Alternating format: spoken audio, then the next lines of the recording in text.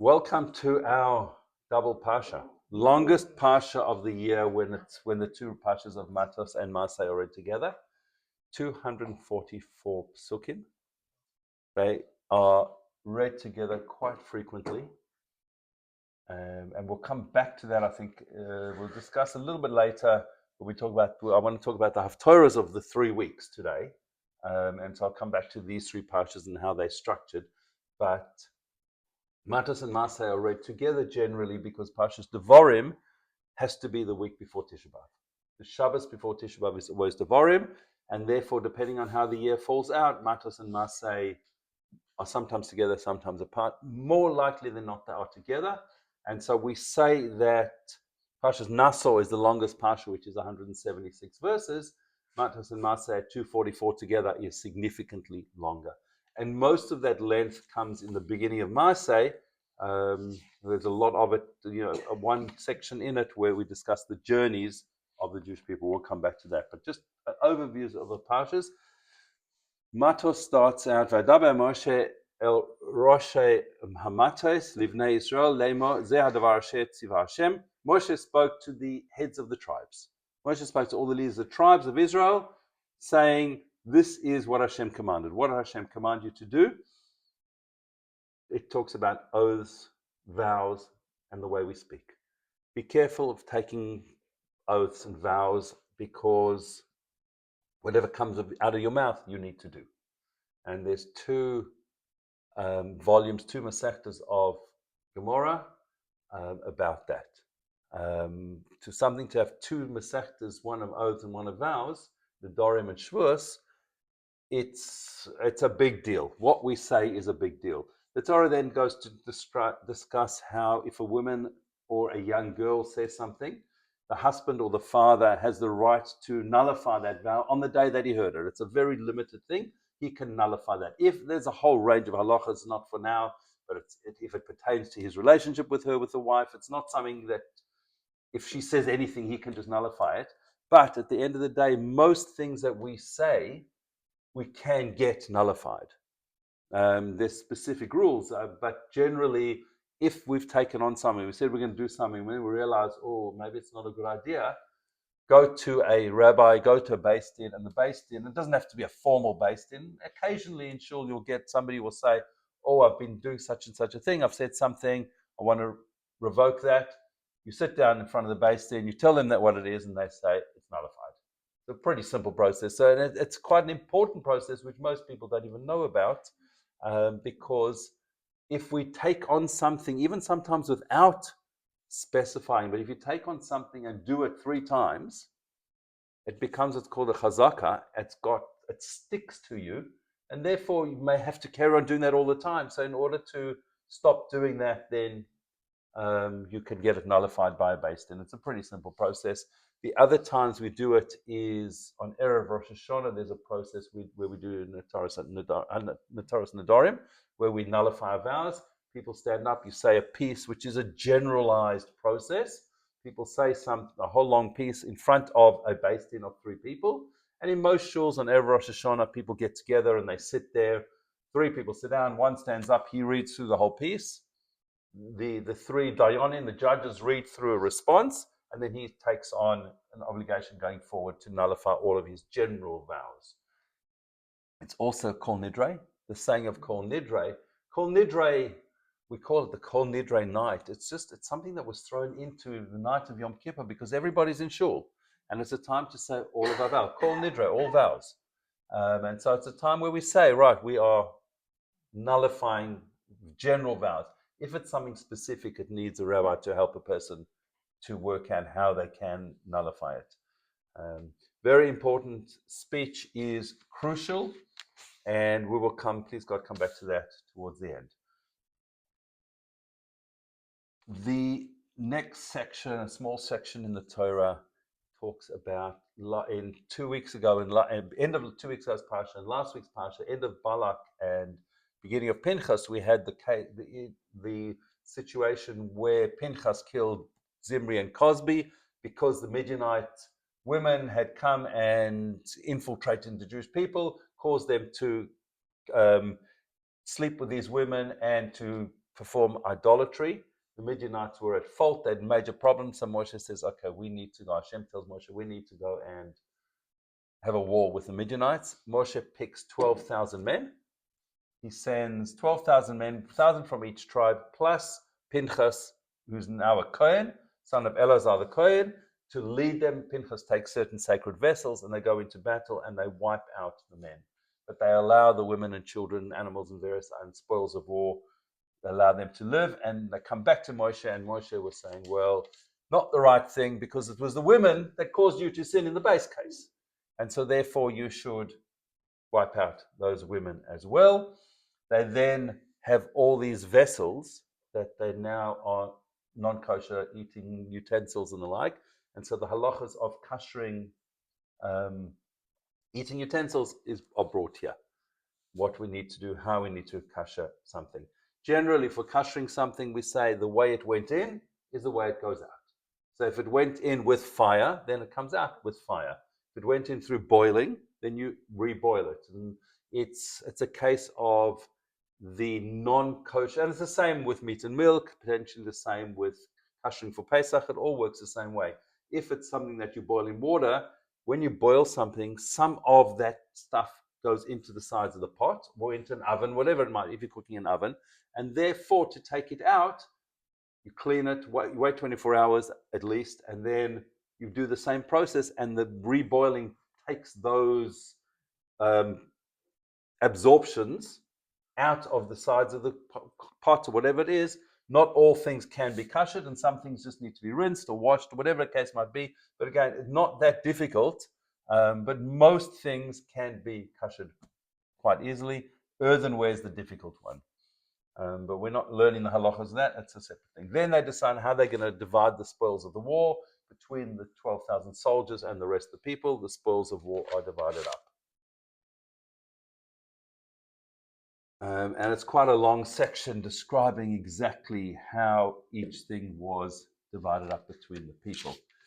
They are now sitting on what we would call today country of Jordan, on the other side of the Jordan River, the east bank of the Jordan. Let's put it that way. They've taken over they've beaten Sichon and Og and Moab and all Midian, and all the lands on that side of the Jordan are under our control. And the tribes of Reuven and Gad come to Moshe and they say, Moshe, we've got lots of cattle and sheep, and the land of Israel is quite small. Let us stay on this side. We'll stay here because then our people can get more land on that side, and it'll be wonderful. And Moshe is not so happy with that, because he says, okay, so you're going to stay here. The other 10 tribes are going to go across and have to fight with the Canaanite nations, the Canaanim, and take over the land. What are you going to do? No, so don't worry. We'll sort it out. We'll build things here and get everything ready, and then we'll come and fight. They don't do things in the correct order. They don't say it, but then they correct themselves and they clarify that request. They say, okay, so we will build cities for our children and our wives. We'll pen for our animals, and then we'll come and fight. And Moshe says, okay, if you do that, that's okay. And he says to them, right, so you can stay on that side of the Jordan River. And they basically take over those cities on the Jordan River. And the Torah describes the children of Gad, they built a town called Divon and Ataros and Aurora, etc. And children of Reuven built Heshbon and Elia and Kiriathaim and Nevo and various other towns. And Moshe said, it's not such a good idea just to have 2 tribes on that side, because it's going to be a problem. He's going to give a half a tribe to join with them. And so Moshe says, the children of Machir, son of Menashe, went to Gilad and captured, drove out the Amorites. So Moshe gave Gilad to Machir, son of Menashe. So half of Menashe he put on the east bank, and half he said will be on the west bank. So that there's a link. There'll be a connection, because if you've got half a tribe on each side, there will be a connection between Gad and Reuven and the rest of the Jewish people.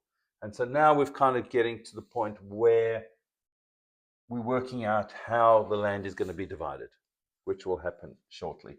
But Reuven, Gad, and half of Menashe are going to be on the east bank. The other half of Menashe and the rest of the tribes are all going to be in Israel proper.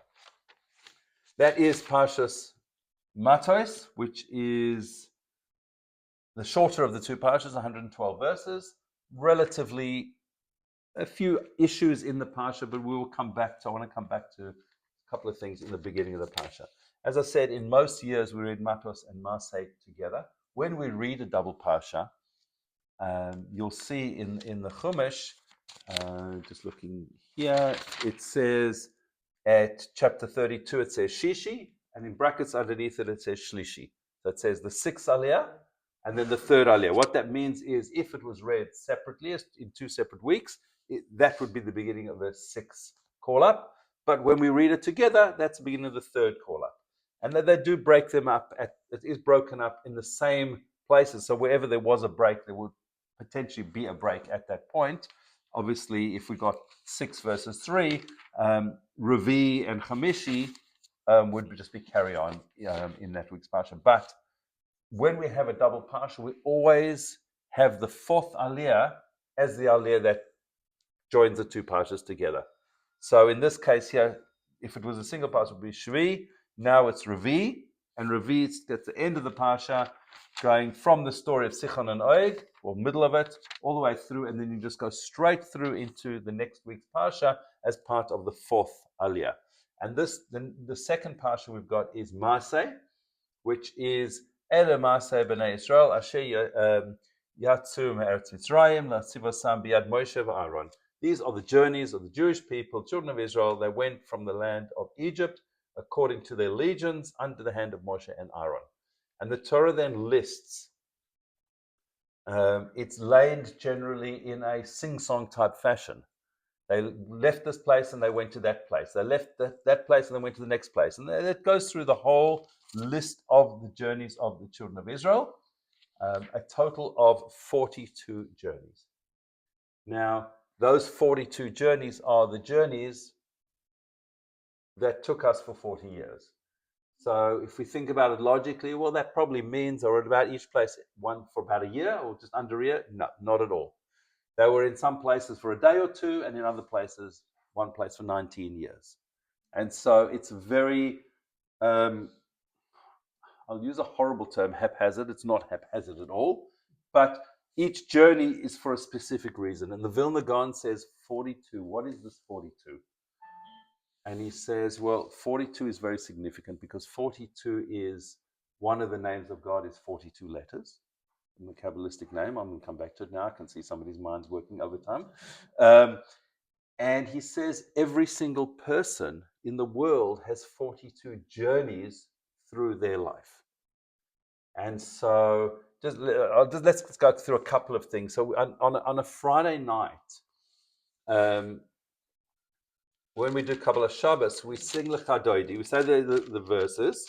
And then we bring in Shabbos by saying different chapters of Tehillim. And when we get to the end of it, just before we say Lecha Doidi, which was a poem song written by Reb Shlomo Alkabetz in Tzfat in the 1500s. He was one of the Kabbalists of Tzfat with Arizal, with the Shulchan Aruch, the author of the Shulchan Aruch, and he wrote Lecha Doidi to bring in the Shabbos Queen. That's really what it's about. Before we say Lecha Doidi, there is a short 42-word prayer called Ana B'Koach, and each of those first letters spells out Hashem's 42-letter name. So each of those words is one of Hashem's names. It's brought down. I'll just read what Art Scroll says here. There are many shuls that sing it. There's a question whether you can sing it because it's Kabbalistic. It's very, very deep. Can you repeat words in it? But essentially, the Art Scroll brings here in Kabbalah Shabbos.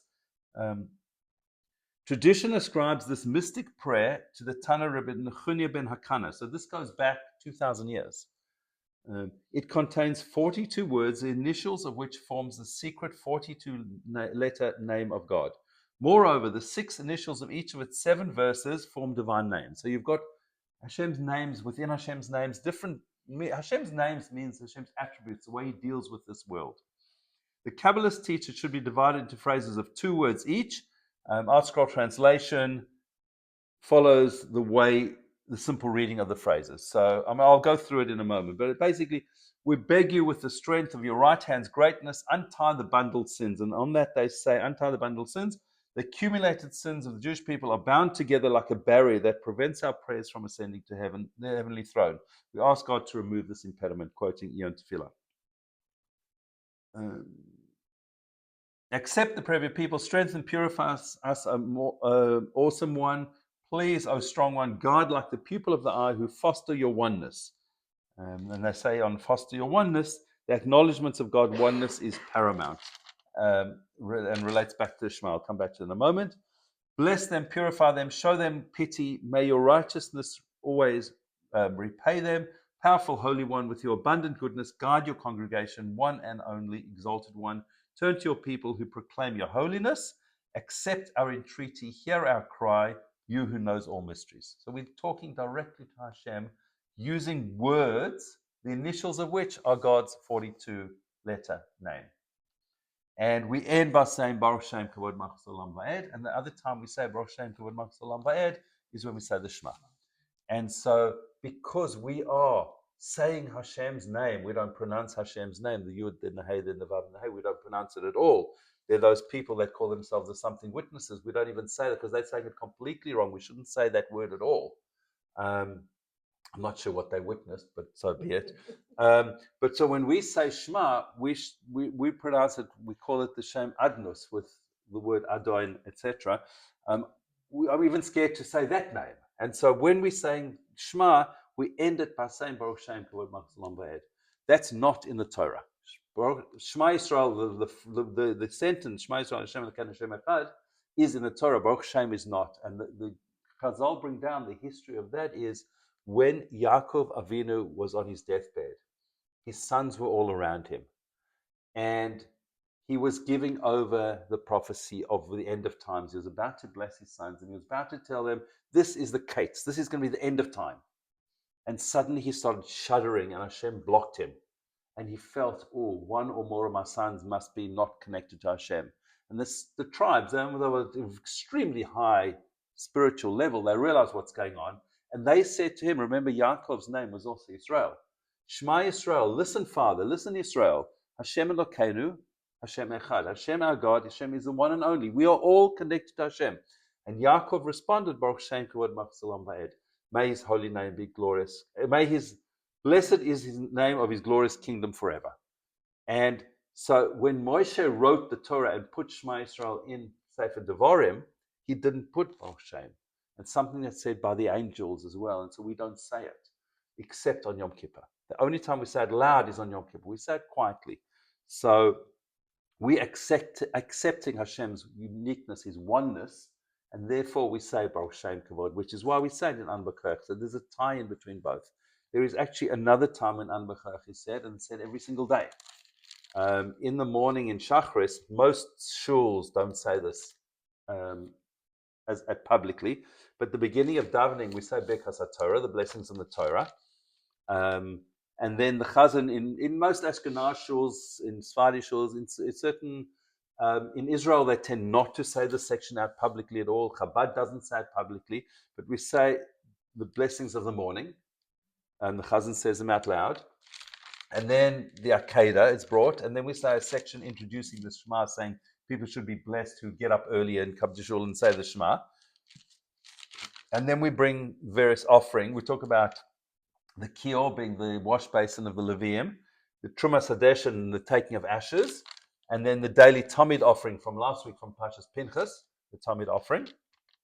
And then we mention a whole section about the Ketoris, about incense. And that's several pages, but the end of that whole thing ends with An B'Chorech. Because we've spoken about Hashem, we've elevated Hashem. What does the Art Scroll say about it here? Just have a comment. Here we go. We beg you with the strength of this prayer is attributed to Tana Nechania ben Hakana, has profound mystical significance. It's inserted at this point because it's an elegant prayer that God save Israel from exile after having recited the order of the temple. It's most fitting for us to pray for the redemption. And then it says, that's Seder Yom, see the commentary, which is the commentary I read before in Kabbalah Shabbos. Just ending off there, if it's Rosh Chodesh or Shabbos, people will say the Musaf offerings of those, which was from Parshas Pinchas. Then we bring a chapter of Mishnah from Zvachim. It's the only chapter in all of Mishnah. It's called Ezer Makaiman. What's the place? It talks about where the offerings were slaughtered and where they were brought, different types of offerings. There are 8 Mishnahs in that chapter. It's the only chapter in all of Mishnah where there's only one opinion brought. There's no machlokas whatsoever. So that's brought there. And then we bring the 13 ways we learn Torah, Rabbi Shmuel Omer, which ends with Kaddish. And so that's, most shuls will do some of that out loud, Ashkenazi shuls, but not all of it. And some people will do that on their own before davening or after davening, whenever it is. But it's not something that most people know because it's not done publicly. But Ana B'Koach is said in there as well. Very, very important prayer, praying for the redemption and coming Mashiach. Can I just ask you something? Is it mainly for men to say? Women's davening is very, very different. It depends on, there's no, women have a different obligation in davening. So yes, that type of thing, most women can say it for sure. So if you look in a woman's siddur, but yeah, there's certain things that should be said and certain things, if you've got lots of time and you want to connect to Hashem in a different way, you can say it. But generally, most women probably wouldn't say that. Girls in SEM might be the ones who say it. But yeah, it can be said at any time, those kind of things. If you want to connect to Hashem, it's a beautiful way of connecting and saying, oh, this is how the incense service is done. Just reading through it is beautiful. Okay, so just go through quickly the 42 stations and just some of the symbolism of that. I'm not going to go through all 42, but just based on the Vilna Gaon. So I said each journey, each of these Messiahs, these journeys are a reflection of an individual soul's journey through this world. So just like the Jewish people were going from Egypt through various places to get to the Yam Suf, to go through Yam Suf, to then go through various places to get to Matan Torah, and then to get to Israel, they had a 38-year in between, a whole lot of journeys in between there. But I'll just run through some of these. So I'm just looking here from the first place they stopped at is Ramses, talking about birth, about emergence from the physical world. Then we went to Sukkos. Sukkos are things that give us divine protection. If you think about a sukkah. So the names of each of these places, the Gra builds into them something connected to us, basically, in our journeys in the world. Asam talks about strengthening our resolve because we're starting to become independent. We're now becoming a nation. Piachiros, our spiritual freedom, we're starting to learn. Pi is a mouth. So we are freedom. We're starting to be able to speak. Mara was where there was the test Hashem. Mara were the bitter waters. And so that's Mara means bitterness. Elim, we found refuge there. Yam Suf, when we went to the Sea of Reeds, there were obstacles, but we had incredible miracles that saved us. Then we went to Midbar Sin. The desert of Sin was a desert of testing. There was issues of hunger. That's where we got the man in that period of time. So now we're still not there. Dovka, being pursued, we were chased. Alosh, we received heavenly assistance. We got the manna. Refidim, we had weakness in Torah. That's when Amalek attacked us. And then we get to Har Sinai, revelation, spiritual elevation, climax, the top of the, we got to seeing Hashem as, as close as we could. Although it says at Yam Suf, we saw the vision of Hashem was incredibly high. So that is 12 steps, which was just the first 7 weeks. In fact, it was 6 weeks getting to that point. And so that's 12 out of our 42. So that's what I'm saying. That was very, very quick. Some of them was just a few hours or a day or two. And we keep going through the whole thing. I won't go through the rest of them, but he goes through and describes how each place has a significance in everybody's lives. It might not be your whole life. It might be fractions of your life. We might go through all 42 in a period of our life, but through our lives, we have journeys. And our goal is to break through and just to make sure that we can grow through our journeys. So that was just something small on the first section of the second parsha of Masei. Just all these journeys. It basically goes. I just look at one verse here. They journeyed from Rephidim and they camped at Sinai, in the desert of Sinai. They journeyed from the wilderness of Sinai and they camped in Kirvas Hatava. And that's how the whole section goes. They camped somewhere, they left that place, journeyed, went to the next place. They left that place, they journeyed, went to the next place. And so it's really beautiful section to read through and just figure out. It just seems to be names of places. Leave one place. We're going on a holiday. We went from Melbourne and we drove to Albury. We left Albury and we drove to Sydney. We left Sydney and we drove to Brisbane, kind of thing. It's long drives, or some of them were very short. But that's on the surface. That's what it looks like it's saying. But just scratch below the surface, and there's so much depth underneath it. Okay. The next section of Torah starts talking about, okay, we're going to occupy the land. What is this land we're occupying? What are the borders of the land of Israel? How is this land going to be divided?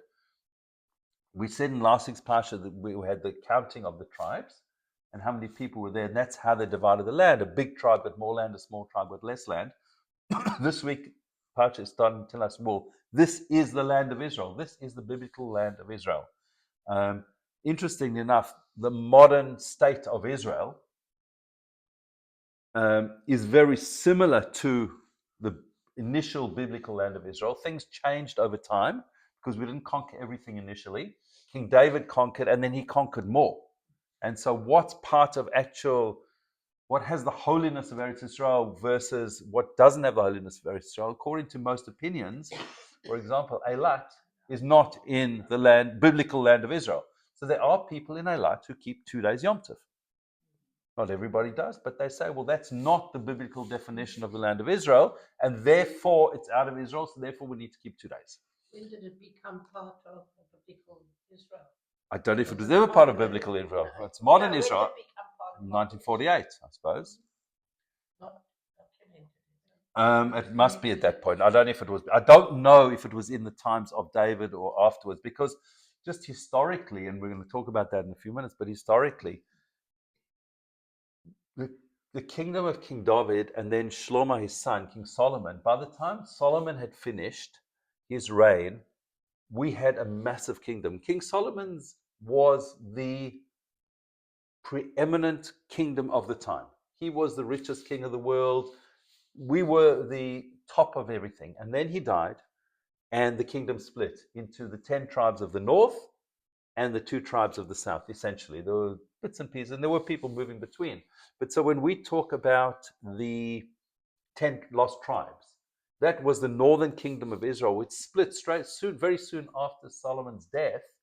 They split away, and a lot of the problems we had was because of that. We had internal wars, we had external wars, and they were eventually dispersed by the Assyrians. And then not long after that, the Babylonians attacked and destroyed the first temple and got rid of the southern kingdom of Yehuda. And so we never had real peace for very long, really under Shlomo. And Shlomo means peace, shalom, same word.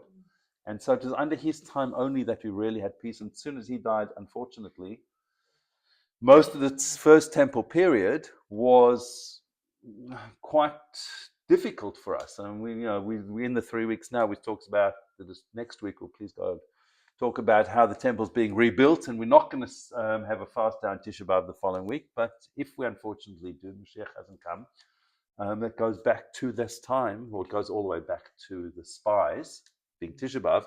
But the first temple period was a very up and down period through all of the Nevi'im, which we'll come back and talk about in a few minutes. So they divide the land. Moshe says this is how you divide the land, and he talks about which tribes are going to get what. And then Moshe names the leaders of the people who are going to go into Israel. The leaders, so last week's parsha we had Moshe ask for a successor because he knew he wasn't going to go into the land. And Yeshua ben Nun is appointed. Moshe mentions Yeshua, and these are the leaders of the 12 tribes that will take you into the land. The Torah then has a parsha on the cities of the Levium. and cities of refuge. Moshe said there were 6 cities of refuge, 3 on the east side of the Jordan and 3 on the west side of the Jordan, and they were parallel to each other. So they had 2, 2, and 2, almost in line with each other. And the reason for these cities of refuge was for an unintentional murderer to flee to. So somebody who killed unintentionally, not somebody who killed by complete accident. That's an accident. Somebody who should have been more careful. We've got a whole chapter in Gemara and Mattos that discusses this. If somebody's climbing a ladder and he falls and lands on somebody else, depending on if he's going up or down, depending on whether he should have checked the ladder, there's a whole range of things. There's just examples brought in the Gemara on whether that person is an accidental murderer or an unintentional murder. If it's accidental, nothing you can do. If it's unintentional, he's got to run to the city of refuge. If he gets to the city of refuge, then he can't be touched. But if he leaves there, then the relatives of the person he killed have the right to kill him. There's a discussion whether they have a mitzvah to kill him or just should they kill him?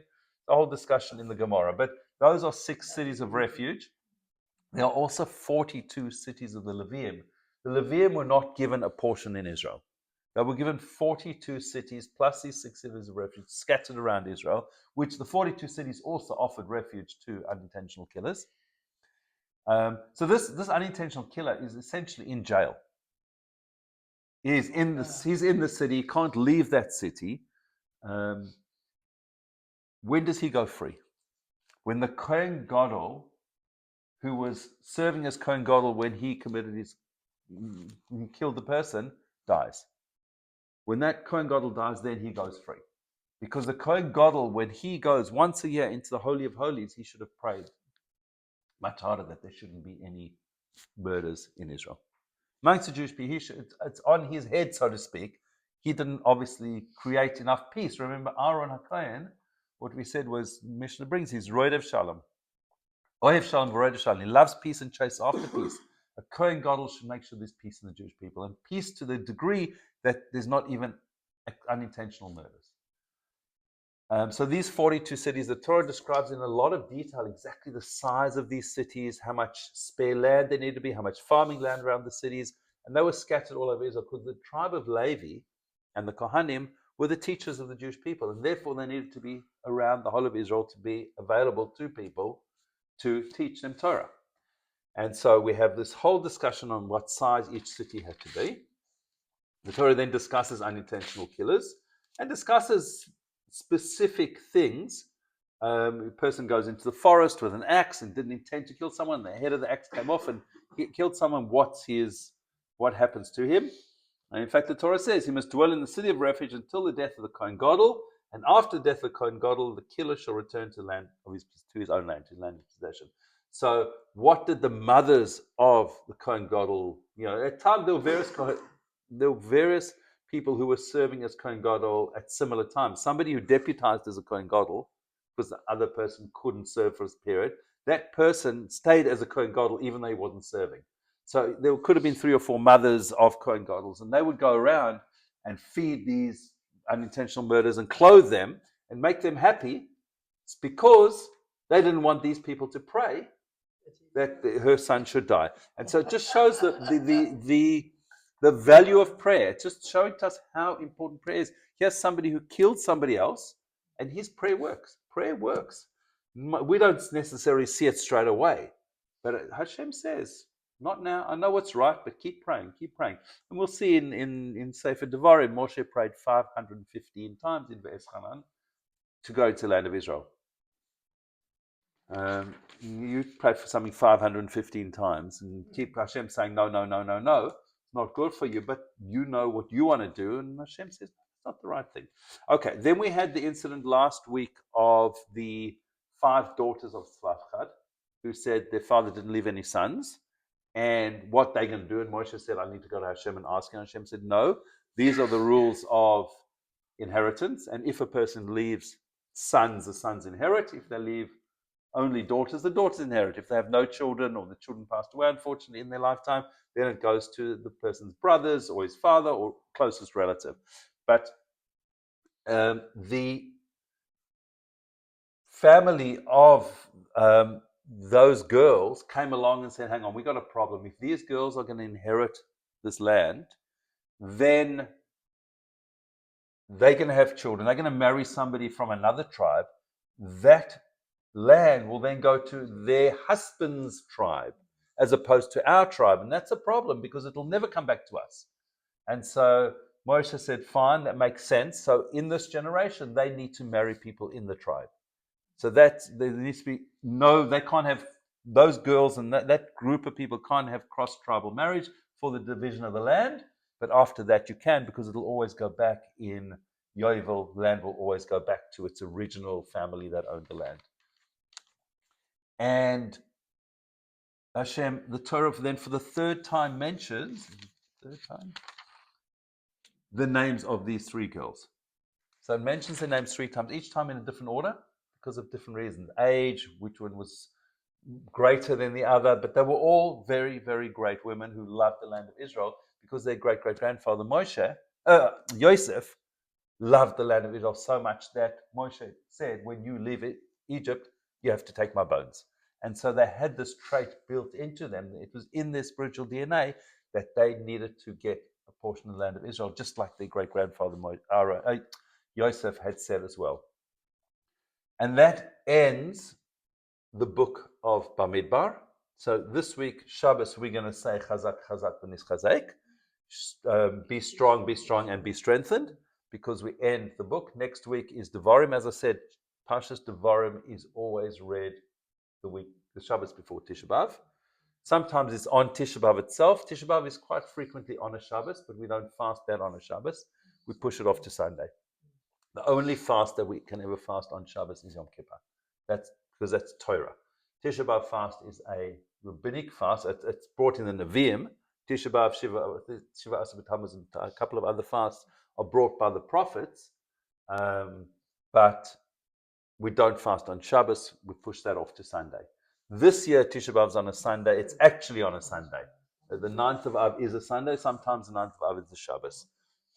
So there's a whole lot of things this Shabbos. We're going to say Chazak. We've got the longest parsha, 244 verses. This Shabbos, no, Tisha B'Av is the following week. This Shabbos is Rosh Chodesh Av, the first of Av. So the second of Av, next Sunday. That's my Bar Mitzvah anniversary. The second of Av. It was on Shabbos of Mattos-Masei. We'll leave that for the moment. Yes, we're going to take out two Sifrei Torah because it's Rosh Chodesh. So we're going to read Rosh Chodesh Leining, which is from last week's Parsha, Parsha Pinchas. We are going to say Chazak, Chazak, and then we're going to have one of the three special Haftorahs. So what I thought we would do is let's discuss for a few minutes something about Haftorahs, because it's a fascinating exercise. So in the times of the Chanukah miracle, this is brought down by the Abu Draham and by the Tosas Yom Tov, who are commentators. King Antiochus IV was reigning. He was the king, the Greek king, who was a tyrant, and he banned the reading of the Torah. They wanted to stop all Torah learning and everything. He banned Torah reading. So the rabbis said, well, we need to have something that's going to keep people connected. So they introduced, well, let's take a piece from the Nevi'im, from the prophets, that's got some similarity, connection to that week's Parsha, and let's read that. At least we'll know what the weekly Parsha is about to some degree, so people are not going to forget it. When the Chanukah miracle happened, and then we got through all of that, the rabbi said, hang on, we've introduced something already, we're not going to get rid of it. So what they decided was, right, on a Shabbos morning we have 7 aliyahs. We're going to add an extra one, which we call the maftir. The maftir most normal Shabbos will be a repeat of the last few verses of the Parsha. And then we will read a Haftorah, an additional reading from the Nevi'im that will keep that tradition going. And so in most weeks of the year, I'll just randomly open up at the back of the Chumash. I happen to open on this week's Parsha, which is not what I wanted. Okay, Parsha Shlach. Okay, so Parsha Shlach, where we talk about the spies, the Haftorah of that week is from right near the beginning of the book of Joshua, from the beginning of chapter 2 in Joshua, but had Joshua sent spies, Yahushua sent spies, a similar relation. So it says here, and Art Scroll brings, the Sidra of Shlach relates how the Jews were about to ascend to Eretz Yisrael. Moshe acquiesced to people's request that he send a reconnaissance mission to gather information. This goes through it. I'm trying to see where they bring, but you can see Joshua sends spies like Moshe did. Parshas Bamidbar. The Talmud gives the background of this prophecy. God told Hosea the Jewish people had sinned. The article usually brings the connection, but there's always a connection between the two.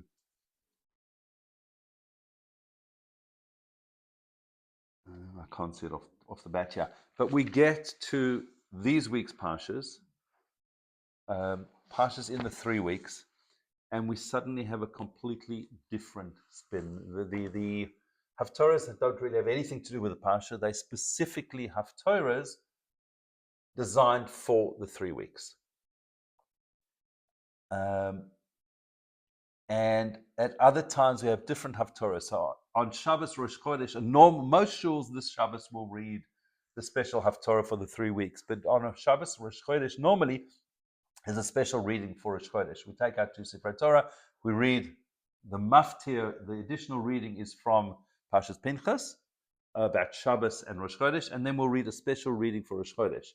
If Rosh Chodesh is on a Sunday, we'll read a special reading for what we call Macha Chodesh, tomorrow's Rosh Chodesh, which is the story of David and Jonathan, that Haftorah. After the 3 weeks, we get 7 weeks, and it's known as the Shiva de Nechemta, the 7 weeks of consolation. The week after Tisha B'Av is called Shabbos Nachamu,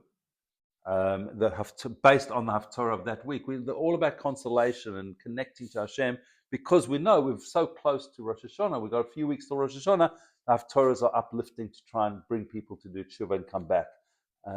And then on Yom Tov, every Yom Tov has its own specific Haftorah connected to the Yom Tov, as opposed to the weekly Parsha. So, and the other time we have Haftorahs, the only other time we do it, and Haftorahs is on a fast day in the afternoon. So everybody knows on Yom Kippur we have Maftir Yonah. We read the whole book of Yonah. That's the third Aliyah gets at Maftir. On other fast days we also have Haftorah. We read Haftorah about doing Teshuvah. And in fact, the verse where the word Yad Vashem is in it is in that Haftorah. And then on Tisha B'Av, we have a different Haftorah in the afternoon. So the only time we have Haftorah in the afternoon is on fast days. And during the year, every Shabbos, usually it's something connected to that week's Parsha. There are differences. There are differences in occasional Haftorah. Sometimes Sfadi Minhag is different to Ashkenazi Minhag. Sometimes there's extra verses read by us or Sfadim or fewer verses. It changes slightly. Often Chabad Minhag is different to regular Ashkenaz Minhag. The custom of the community in Frankfurt in Germany is sometimes a little bit different. There's slight differences in them because it's not Torah law. This is introduced by the rabbis. And so different traditions develop depending on where people were and the way they understood it. But during the 3 weeks, we read 3 special Haftorahs. Now, interestingly enough, Parshas Pinchas is more often than not in the 3 weeks. Most years, the 3 weeks is Pinchas, Mattos-Masei together, and then Devarim. So the Haftorah for Parshas Pinchas, the way it's written in the Chumash, is very rarely read. So just before the Shia, I did a quick jump online onto AI, and I said, tell me when the Haftorah Pinchas is read. I went through a whole thing. I just scribbled it down. So it told me so there's a 19-year cycle. Everything works in a 19-year cycle. Our leap years, there's 7 leap years in a 19-year cycle. And that causes Pinchas to be before or after. So when we're on a leap year, Pinchas is often read before the 3 weeks. When it's not a leap year, Pinchas is read in the 3 weeks, which is this year. But so it went through and said, in the current cycle, there's 5 times that Pinchas is read. The Haftorah of Pinchas is read itself, because Pinchas is outside the thing. I looked at and it gave me a table, and I looked through the dates, and I said, something's wrong with that. So I quickly looked up some of the years. The one that stood out, it told me 2023, which is correct. It was, Pinchas was before. Then it said 31, 32, 33, and 34 are all before. And I said, that's a bit wrong. So I quickly looked up. It seems like 31, 32, and 34 are all there. I'm not 100% sure of all why 2 and 3 in a row, but 33 is definitely wrong. So why it said 33? Because it gave me the date, and I've got a feeling it's because of Shabbos that year. Shabbos is the 17th of Tammuz. And so I think that's what throws it out a little bit. But there's about probably 4 times in the 19-year cycle. So it's not the rarest Haftorahs. Last year we had, and I think we did discuss in one this year, a listing of the rarest Haftorahs that we ever get, like once every 50 years. It's not so rare, but it's reasonably rare that we read Pinchas on Pinchas. And so the Haftorahs that we do read, last week for Parshas Pinchas is listed in the Chumash as Mattos' Haftorah. It says here, during most years, Parshas Mattos and Masei are read together. In those years, Haftorah of Pinchas is omitted, and the following Haftorah is read in its place. When Mattos and Masei are read on different Shabbos, then this Haftorah for Mattos is read. But the 3 Haftorahs we read are the beginning of the book of Yirmiyahu, of Jeremiah, and the beginning of the book of Yeshaya, of Isaiah. So the Haftorah we read in the first week of the 3 weeks is Jeremiah 1:1 to 2:3, verse 1 of chapter 1 to verse 3 of chapter 2, starts Divrei Yirmiyahu, the words of Yirmiyahu. Then next week, this coming Shabbos, we're going to read, now because it's Rosh Chodesh, the note here says, when Rosh Chodesh Av falls on Shabbos, some congregations read the Haftorah for Shabbos Rosh Chodesh. As far as I know, most Ashkenazi congregations read the special 3-week Haftorah, and that's from the next verse in Yirmiyahu, from verse 4 of chapter 2, and then it jumps around a little bit. But it goes Shimo Devar Hashem, hear the word of Hashem, and then the following week, which is, and in fact, before I get there, I'm just looking at the end here. Some congregations conclude the Haftorah here. Ashkenazim recite 1 more verse. The next one says Sfadim and Chabad Hasidim recite 2 more verses. So that's the differences. And there's reasons for each of these things. We don't want to end a Haftorah on a bad note. Sfadim are very strong in that. Rather end a Haftorah on an uplifting note, whatever it might be the reasons here, but those are the customs in different places. And then finally, the third one is the beginning of the book of Yeshayahu, of Isaiah. Chapter 1, verse 1 starts Chazon Yeshayahu, the vision of Isaiah. So that Shabbos of before Tisha B'Av, which this year is the day before Tisha B'Av, is called Shabbos Chazon, the Shabbos of vision. As far as I recall, it's brought down in the name of the Lubavitcher Rebbe. He said, if you have a dream and see the Beis HaMikdash that Friday night, it's a great sign that the Beis HaMikdash can be built. And so let's just discuss a little bit about these 3 Haftorahs and who these prophets were. So we said we've got the Torah, Nevi'im, and the Kesuvim. The Torah is the 5 books. Nevi'im are the major prophets that are mentioned. Yeshua, Shoftim, Shmuel, Malachim, Yeshayahu, Yirmiyahu, Yecheskel, and the Traasa, the 12 prophets. Those group of prophets make up the books of Nevi'im. Now we have the way it's numbered is Shoftim, Judges 1 and Judges 2, and Malachim, Kings 1 and Kings 2. That's a Christian numbering. We have 1 book of Shoftim and 1 book of Malachim. We number it 1 and 2, but historically each of those is in 1 book. And then we have the Kesuvim, the writings, Tehillim, Mishle, Eov, Shir HaShirim, Megillas Rus, Megillas Eicha, Koheles, Megillas Esther, Daniel, Ezra, Nehemiah, and Divrei Hayami Chronicles. That makes up Tanakh. That is, Torah is the Ta, Nevi'im is the Ne, and the Ketuvim is the Ch. Tanakh. That's the word Tanakh. And so we're going to read on Tisha B'Av. Please God, we won't read it. We'll be celebrating a Yom Tov, but Megillas Eicha on Tisha B'Av. One of the Megillas we read on Tisha B'Av, which we'll come back to. So I said the books of, let's use the English, it's easier, Isaiah and Jeremiah. So the book of Yeshayahu, Isaiah, was written by Chizkiah and his sons. It's the longest book in all of Nach. It's got 66 chapters, 1,291 verses, 16,931 words, and 66,885 letters. I just happen to say that. I've got this I got this. I don't know where I got it from, but it's a whole thing that says know your Tanakh, your Torah Nevi'im Kesuvim. It's got some phenomenal information, and so I received it once from somewhere. It's got no. One of your children. No. It was online. It's got no author in about, but it's really, really a good thing, and it's got a lot of really nice information. And so when I thought I was going to talk about the Haftorahs, I thought, let me pull this out and let's have a look through what it says. So that's Yeshayahu. And Jeremiah, it's got 52 verses, 52 chapters, 1364 verses, 21,835 words. So it's much more wordy. It's got 8,000, 9,000 more words than Yeshayahu. But it's got, and 20,000 more letters. It's got 84,914 letters. I haven't verified these. So if you want to count the 84,000 letters, please do it. Okay. So yeah, we cannot check GPT if it's what it's got. What I've learned about ChatGPT is it is phenomenal, but don't ever rely it as your prime source. You need to go and check it. It does phenomenal things, but you need to check it. Okay, so Isaiah was born in 8th century BCE, so 2,700 to almost 2,800 years ago. He had his first vision when he was 25 years old. And after Moshe Rabbeinu, he is considered the preeminent prophet. Isaiah, the prophet Isaiah, we all know about. He lived at the same time as Hosea, Amos, Micha. He was one of very few people in the world who was born circumcised. He lived through 4 kings, and it was a terrible time in those kings. Uzziah, Yosam, Achaz, Cheskia, and he also lived like Moshe Rabbeinu did for 120 years.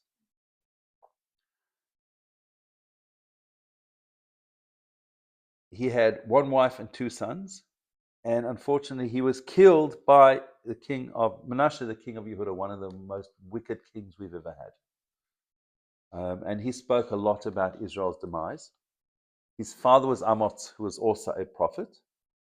And there's a whole lot of stories. I won't go into all the stories, so I want to just focus more on a little bit on what the Haftorahs are about, just a tiny bit. But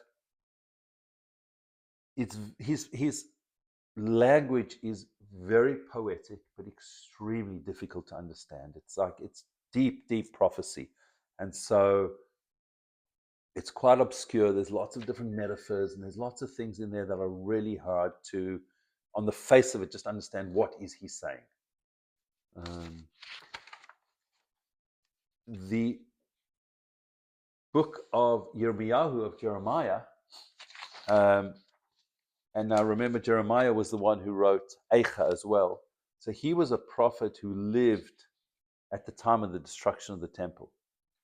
And he went into exile with the Jewish people. And so he witnessed what he had prophesied. The book of Eicha, people wanted to burn it because he was prophesying the destruction of the temple. And it's actually what happened.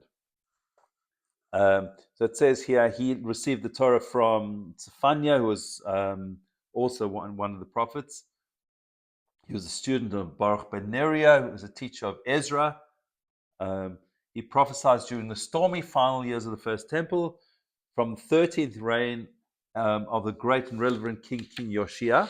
There's a Haftorah about Yoshia in the year 462 before the Common Era. So it's a few hundred years after Yeshaya. He lived through 11 years of Joachim's rule, and said, how do they say this in Zedekiah, Tzidkiyahu, the last king of Yehuda. Tzidkiyahu, he was exiled with the destruction of the Holy Temple, so he prophesied for 40 years. He wrote this book in his own name.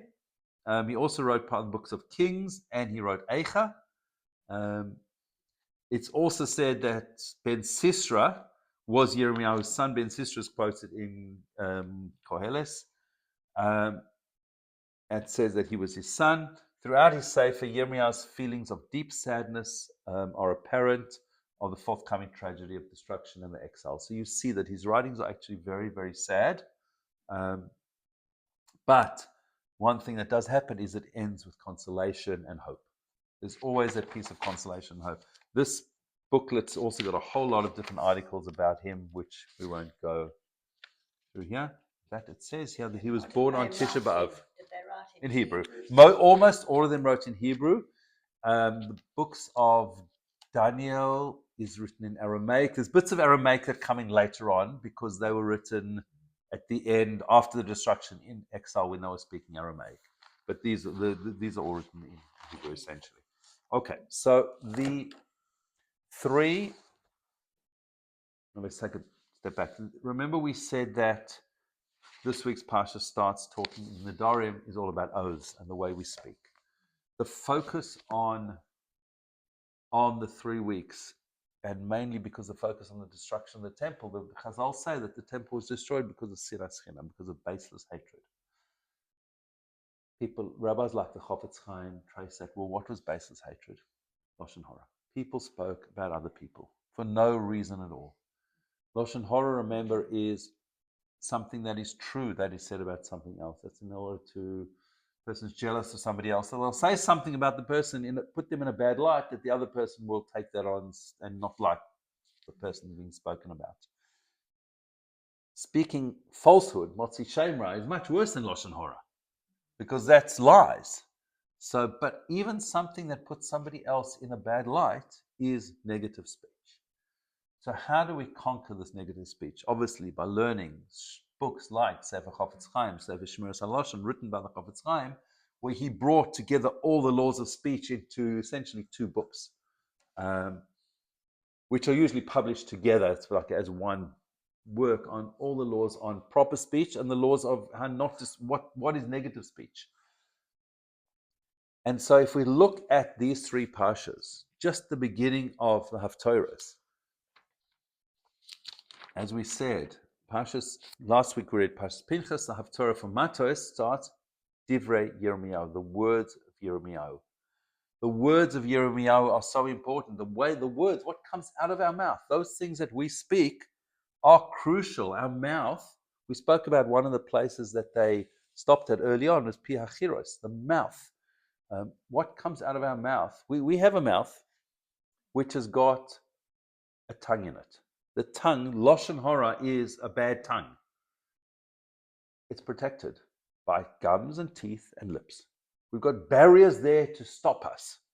We said, I'll come back to what I said last week, but we've got these barriers in the way to stop our lashon going off and speaking about other people.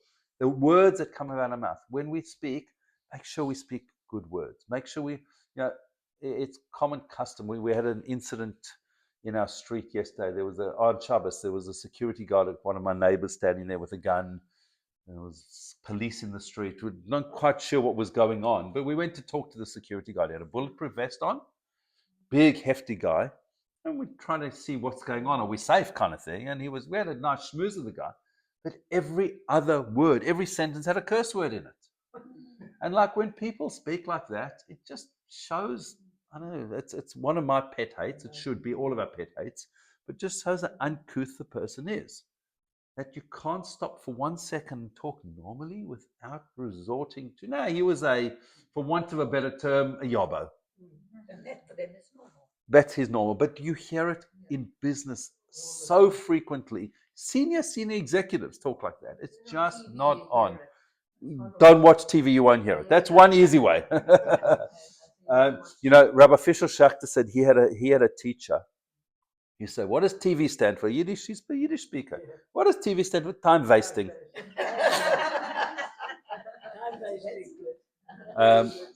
We waste more time than we spend it constructively. All of us, every one of us is guilty of time wasting. There's no question about it. People like the Vilna Gaon, like the Chofetz Chaim, could count. They'd come to the end of the year. You do a cheshbon and nefesh. You count for your time and what you did and how you spent your time. And the Chofetz Chaim one day was puzzled and he was really upset about something. He couldn't figure out what he was doing for just a few minutes of his day a month ago. And did he waste that few minutes? How many few minutes do we waste? How many few minutes do we use productively? Maybe is the better way of looking at it. Let's try and add to the productive time. So Divrei Yirmiyahu, the words of Yirmiyahu, speak those words, speak clearly, speak nicely, speak beautifully. Don't speak bad words.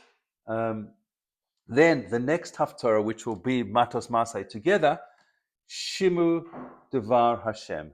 Hear the word of Hashem. So if somebody's not speaking nicely, block your ears. Like we said last week, put your finger in your ear, but listen to good things. When you make sure you listen to something, the flavor of our times is podcasts. Everybody's got a podcast.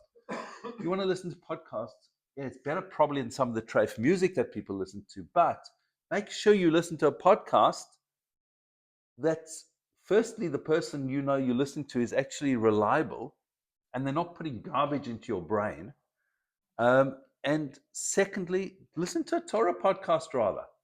It's much more important to do, but who cares what somebody who became an influencer because they had 12 friends and had 1,000 friends suddenly, what their opinion on what Putin did last week, what he had for breakfast, who cares? Well, unfortunately, we sucked in. I mean, maybe that's better than watching the news on some of the news channels we have, unfortunately, mainstream media. But we've got to be careful. We've got to be very careful because everybody today has got a microphone, is a journalist, everybody's got a platform. It's nonstop. And everybody thinks that their opinion is right. And unfortunately, we get sucked into all of that. So, Shimu Devar Hashem, listen to the word, hear the words of Hashem. So our mouth and our ears need to be attuned at all times, what comes out of it and what goes in. And then finally, Chazon Yeshayahu, the vision of Isaiah. Look at things in a way that's correct. Look at appropriate things, not inappropriate things. Just look at what we need to look at as best we can. And if we can hear and speak and look at those things that are appropriate, then we'll forget all the Lashon Hora. Then we'll forget the Sinas Chinam. Then we will be in a position where we can have Avas Chinam, when we can love people just for the sake of the fact that they are Hashem's children. Then Hashem will say, you're my children. You love each other. I love you so much. I'm going to build the Beis Hamikdash and bring Mashiach speedily. Amen.